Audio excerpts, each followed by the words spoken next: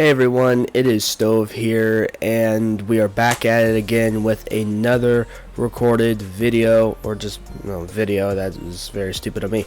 But anyway, let's get right into it because I've already done this a couple of times.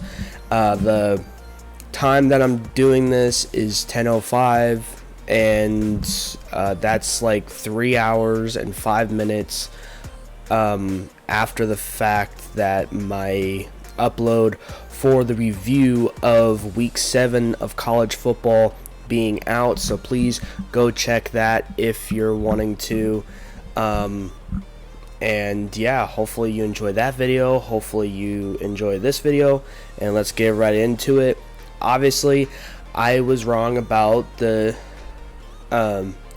Giants being able to win against the Eagles, which honestly, I'm fine with being wrong on that because the Giants are showing exactly what they can do with Cam Skatteboo, and to win, you have to put the number 1 QB now for sure, and not even a question, Jackson Dart. I mean, both of those rookies have been playing phenomenal, and obviously there's other rookies playing their hearts out right now, but there is a chance that one or even both of these two are in the conversation of Offensive Rookie of the Year. Or just, yeah.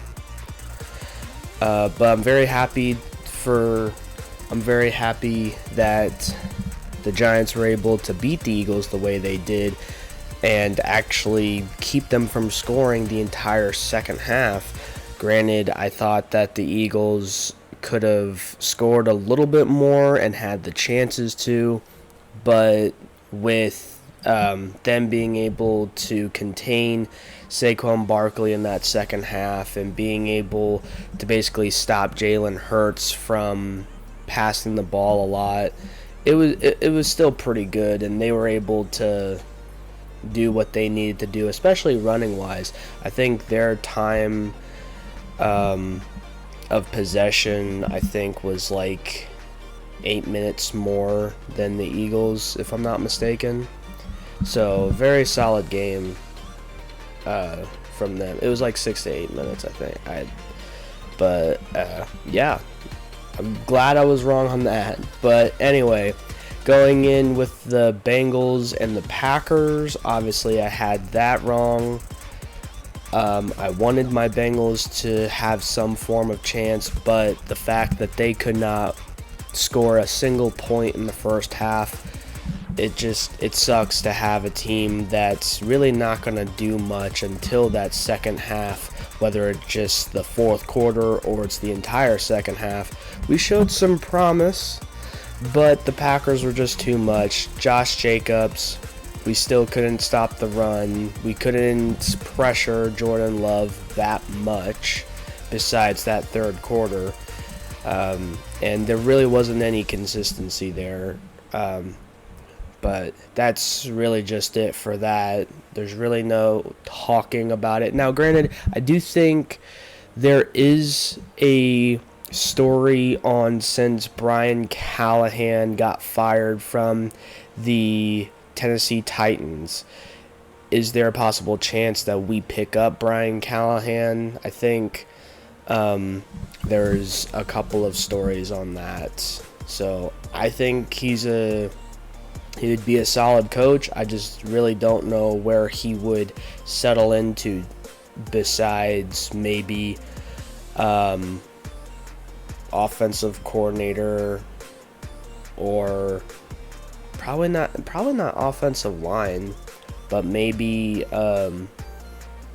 offensive coordinator. I feel like we have a solid offensive line coach and an assistant coach, but I just don't know if we're willing to just fire somebody just to grab Brian Callahan after the crap that we saw the last 5-6 weeks.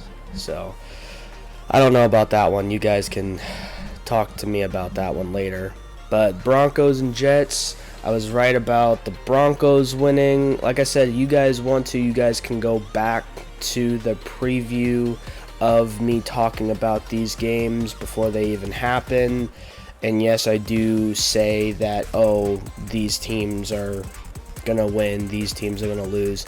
I'm not too big on the whole points, but from time to time I will say that the point differential the points will be higher or lower depending on how I'm feeling about the games. Broncos and Jets were a low scoring game. I honestly thought Bo Nix was going to score a little bit more and maybe even a rushing touchdown for Breece Hall, like if he would have broken out, but still not necessarily too good, having 22 carries and 59 rushing yards. But Broncos were able to win that London game, so solid for him. Well, solid for them. Colts and Cardinals, they ended up having a fantastic game. Jacob Brissett's,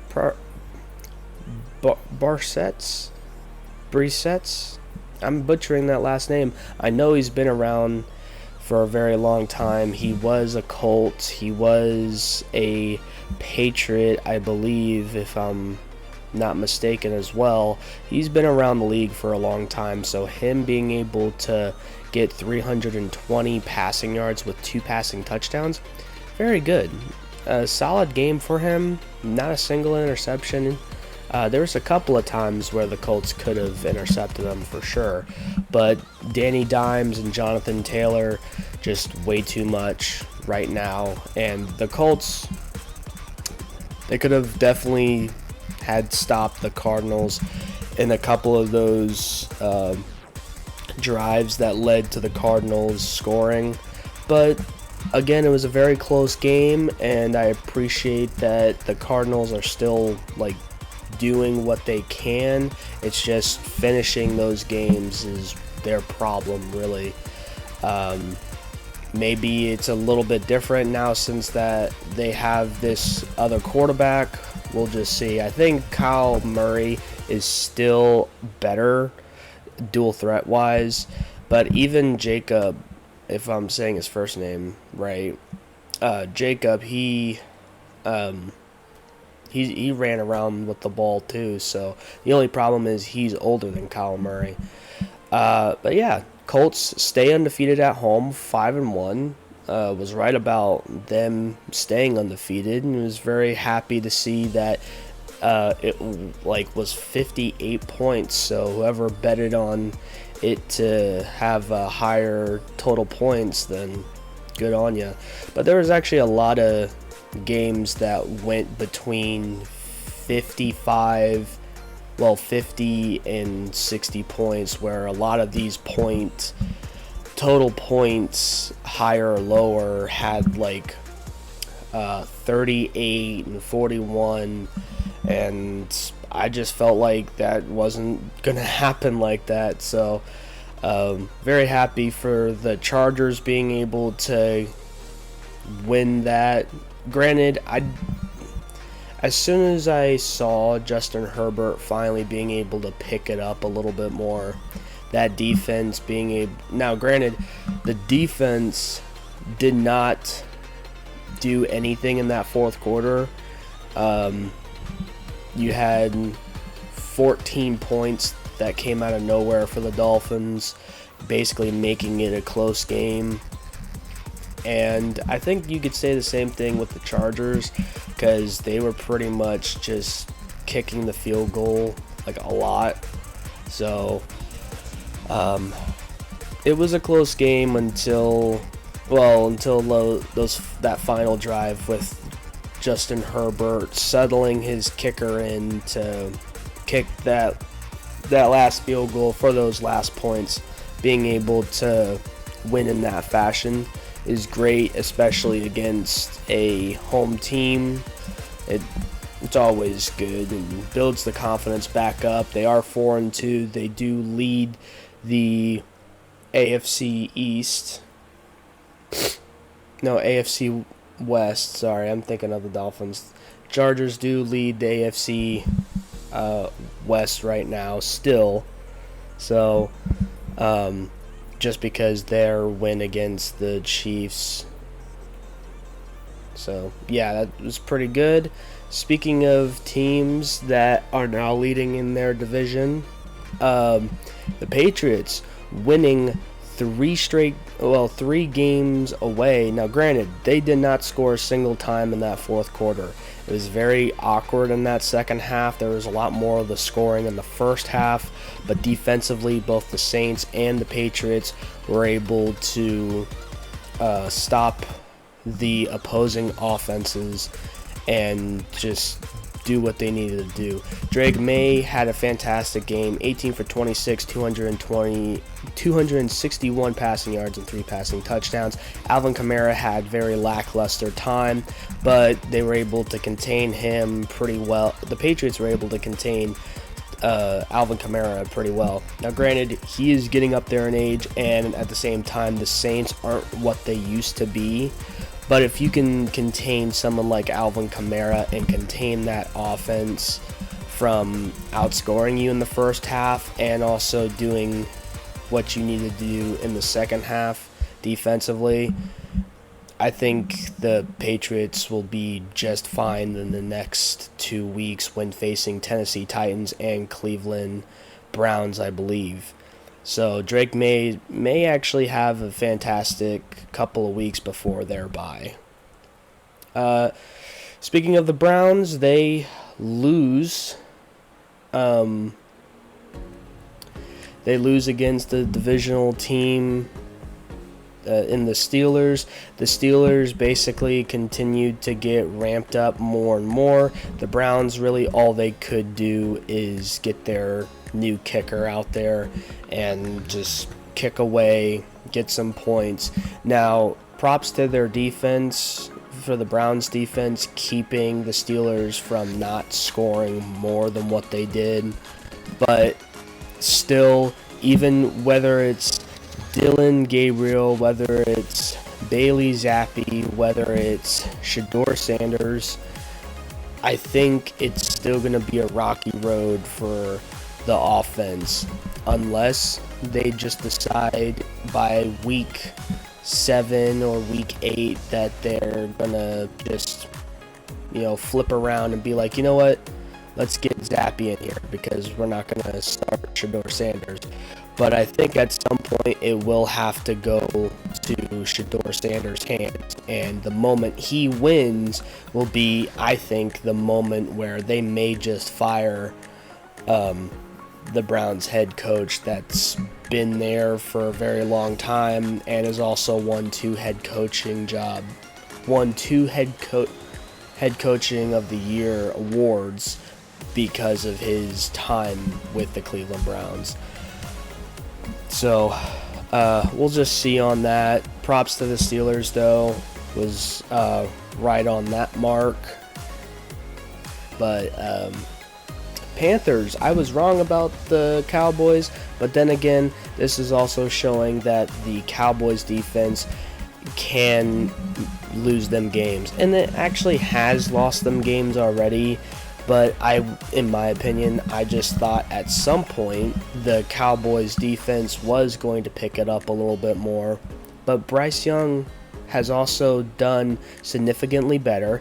Not only that, but you have this Rico, the Cowboys' old second string running back, I believe, who played quite a bit last season.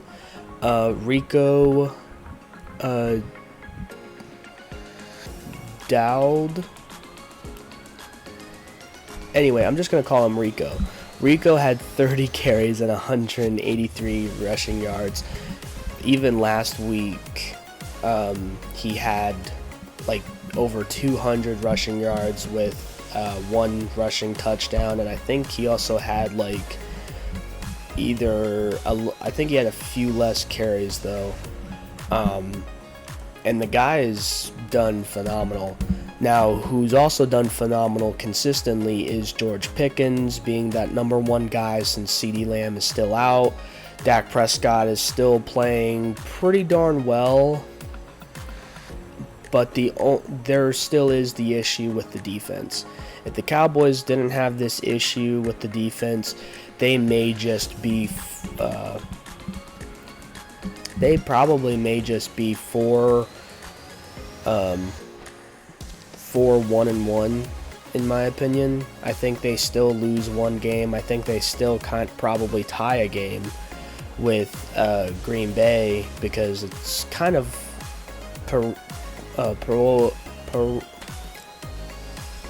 I can't even speak, but I think you guys understand what I'm talking about. Poetic. It is poetic in the sense that they tie with the Packers, if you know what I mean. Then I don't have to explain it myself. But props to Bryce Young being able to get a third home win, still undefeated at home. Honestly, could have went with the Panthers. I am kind of glad that the Panthers did win, but to me, I just really didn't see it.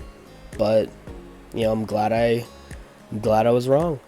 Seahawks and Seahawks and Jaguars. A little dyslexic there. I did have the Seahawks winning. I honestly thought the Seahawks were going to score a little bit more, but Sam Darnold was only 5 passing yards away from a 300-yard passing game, but he still had 2 passing touchdowns.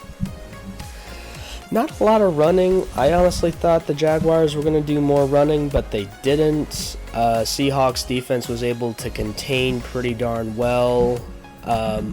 Cam Little didn't do a very good job, even though it says 6 in the first quarter and 6 in the fourth quarter. Cam Little missed a field goal, and I'm pretty sure he also missed 2 extra points. So, I think one of them might have been blocked, though. I'm pretty sure the field goal might have been blocked. So yeah, it was pretty good.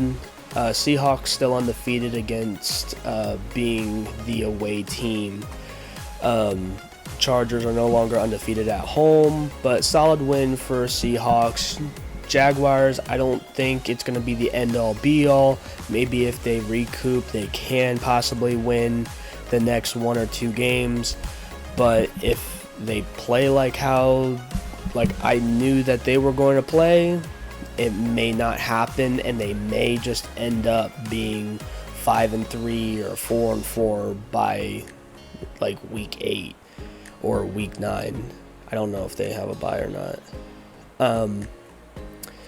But yeah, Rams able to beat the Ravens.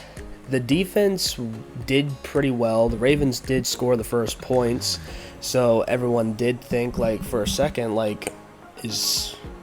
the Ravens not back fully, but are they playing a lot better?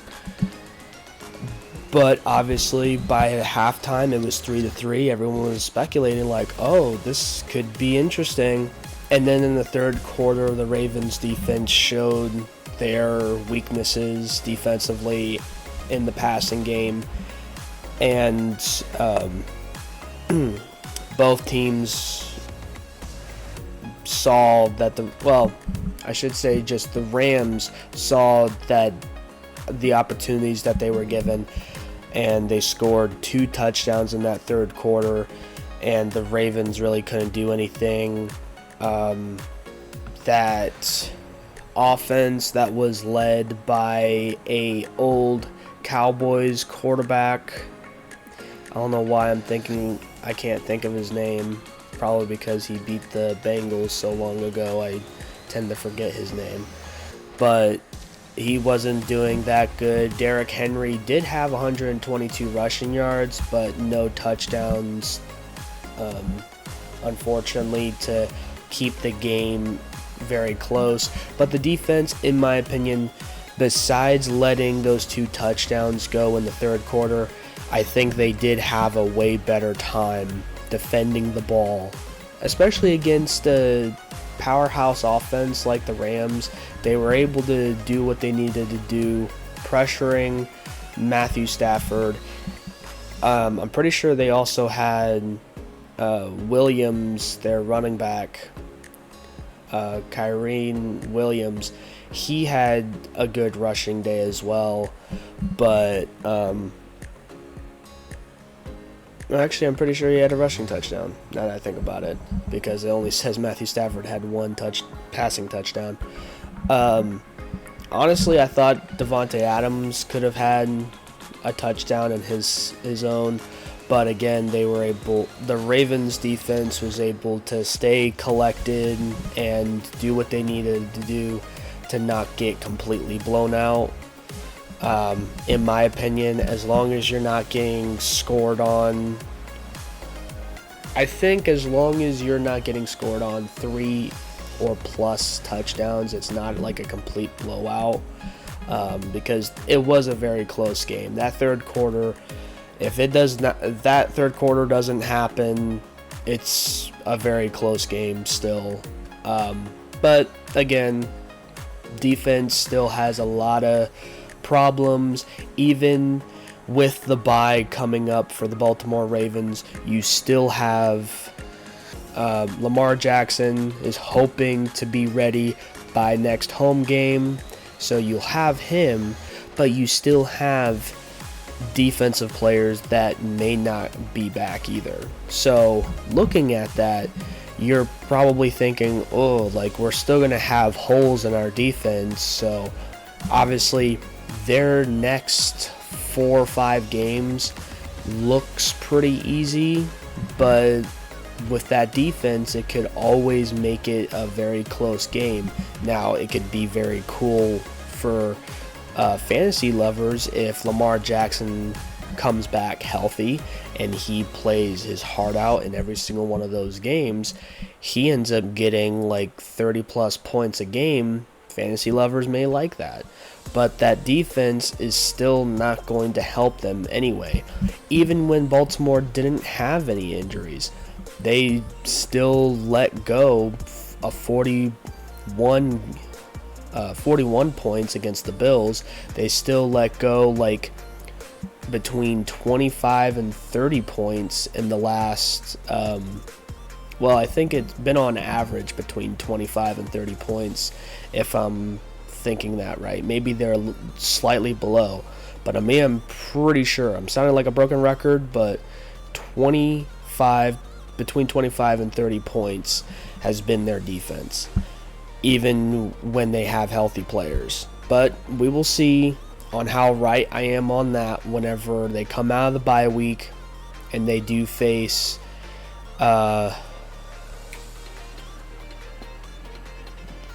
it's not the Dolphins, that's the week after, but they face some not so good teams, so we'll possibly see the Ravens getting at least 2 or 3 wins by the time week 10 or week 11 gets in here. Raiders, I was right on the Raiders.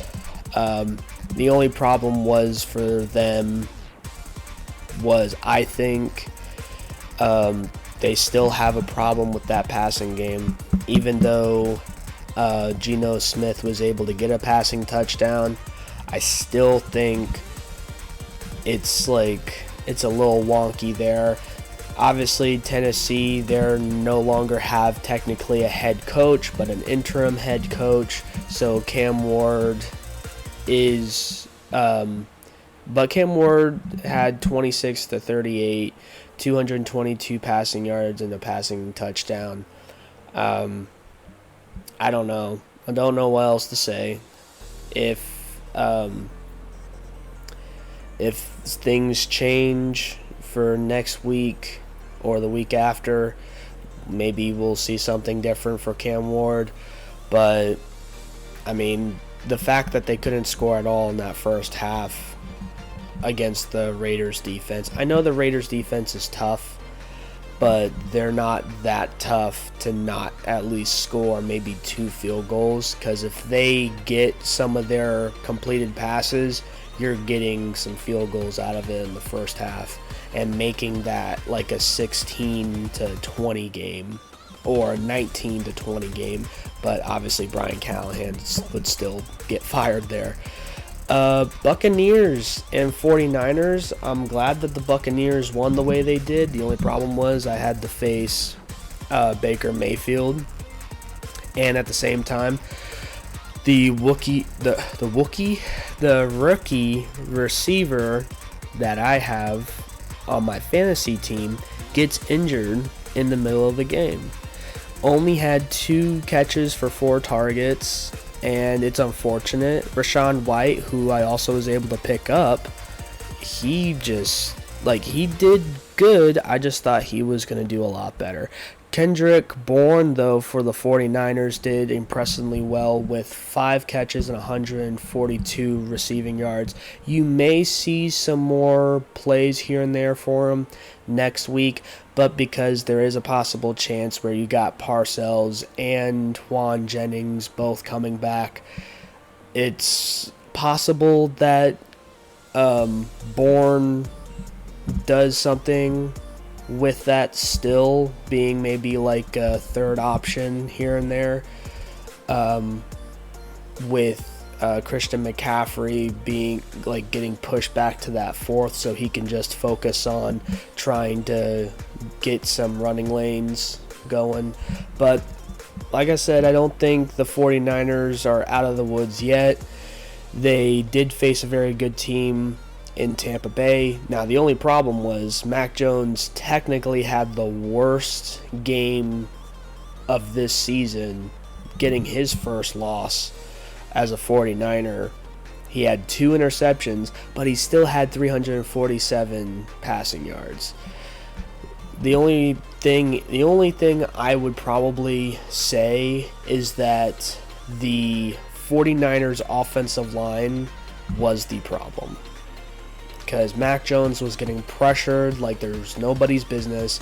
And obviously you could have probably said the same exact thing when Brock Purdy was out there, because it is that offensive line that needs a little bit of change up, especially if you guys can accommodate getting an offensive lineman that is not only a good pass protector for Mac Jones / Brock Purdy, but you also get a guy or 2 guys that can be those depth guys that you can put on to the 2nd or 3rd down during run plays, and or 1st and 3rd downs, and you guys can rush the ball more efficiently for Christian McCaffrey. But again, solid game for Tampa Bay Buccaneers. Quite a few receivers also came up and was able, not only Kendrick Bourne, but there is like 2 or 3 receivers that came out and played well for Tampa Bay. And that's really just how they were able to solidify their win. Not only that, but their time of possession in the second half was a lot more than the 49ers. So that was another thing. But don't get too worried. The 49ers, as long as they can fix those tweaks, even with Mac Jones throwing 2 interceptions, he was facing a very good defense. That's all I can say there. And again, props to Baker Mayfield being the absolute GOAT for Tampa Bay Buccaneers. The Chiefs ending up beating the Lions. That is a 3-game winning streak, I believe. Well, am I saying that right? No, I think no, I'm not saying that right. But they are 3-3. They are right behind the they're right behind the Chargers, and the Broncos are right there with them, or right above them as well. So, beating the Lions, though, even though I do think there could have been a lot more for Jahmyr Gibbs, there could have been a lot more sneaky plays here and there. The Chiefs were able to read it. They were able to not have really any problem with containing the run game. As well as they did against that run game, they were able to just focus on Jared Goff, which is exactly what they needed to do, making the Lions 4-2, making the not only the AFC West an interesting division to look at, but the sorry about that.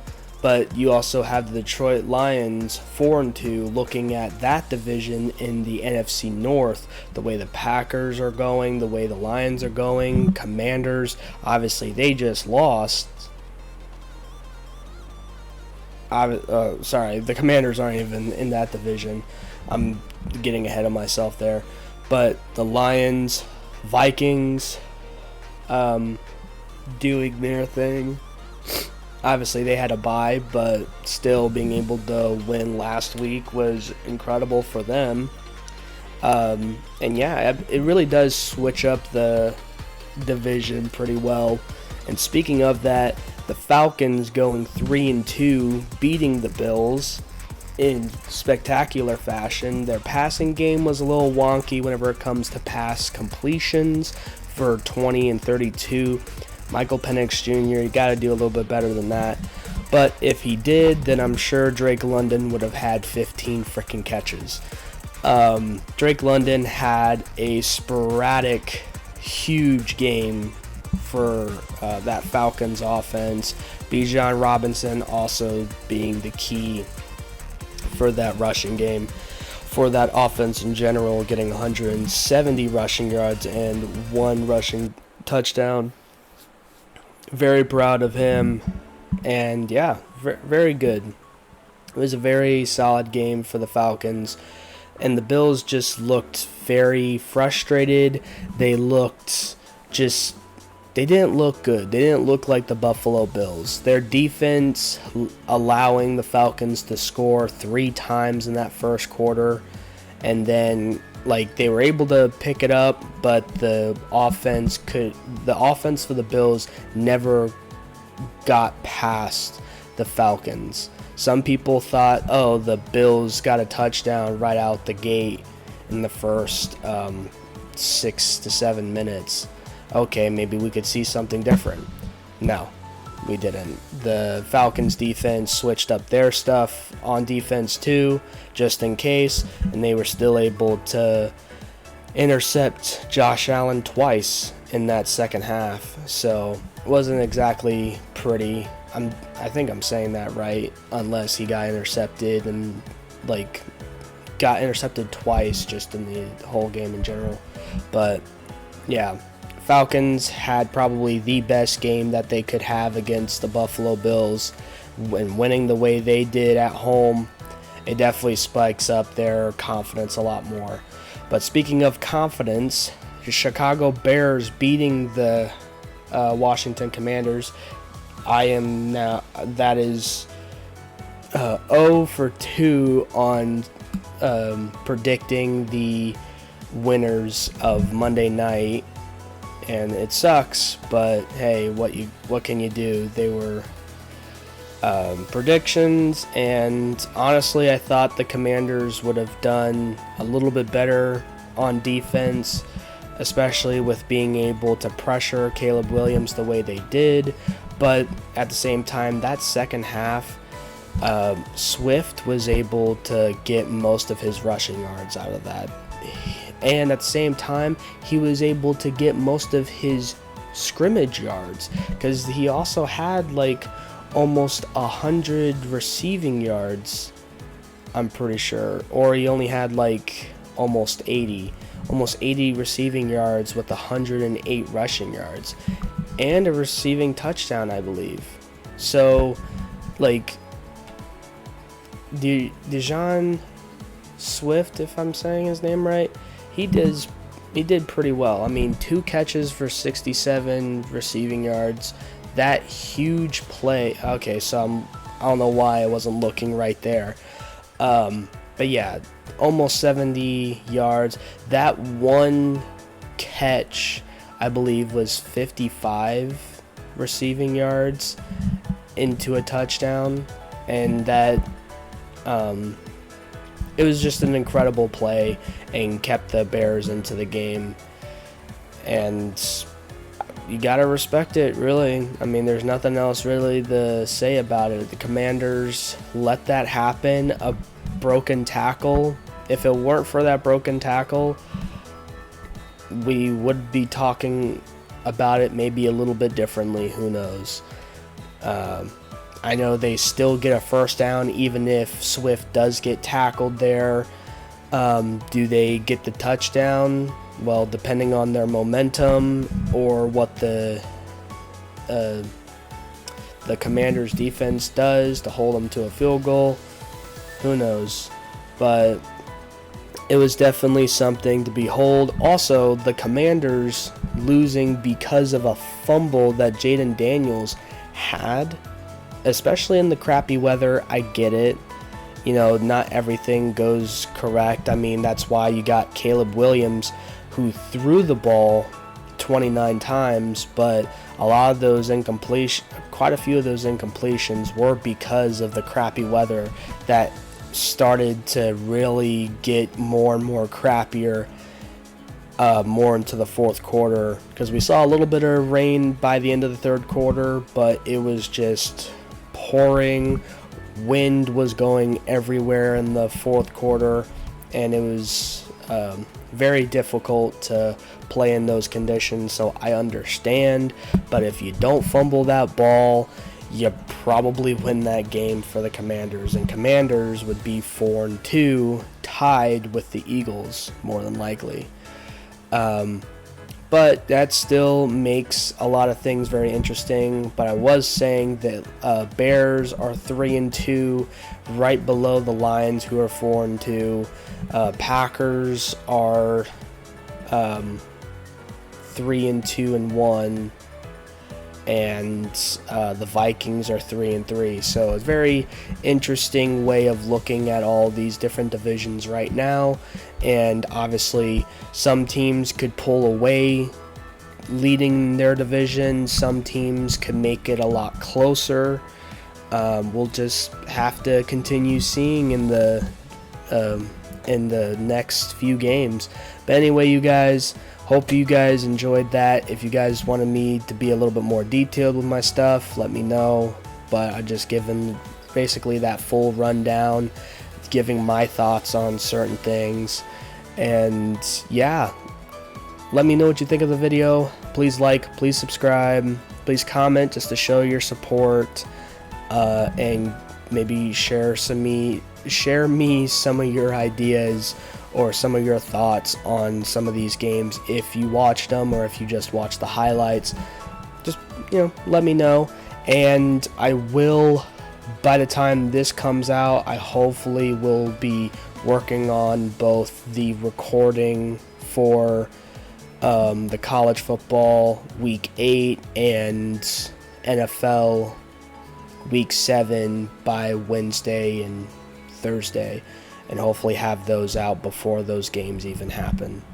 So anyway, you guys have a very nice day, and peace.